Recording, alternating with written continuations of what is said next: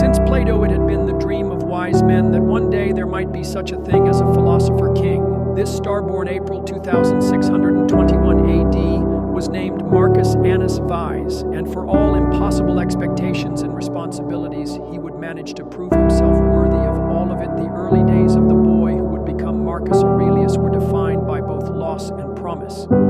His father Varus died when he was 3. He was raised by his grandfathers who dude on him and who clearly showed him off at court even at an early age. He developed a reputation for honesty. The Emperor Hadrian, sensing his potential, began to keep an eye on him. By the time Marcus was 10 or 11, he'd already taken to philosophy, dressing the part in humble, rough clothing and living with sober and restrained habits, even sleeping on the ground.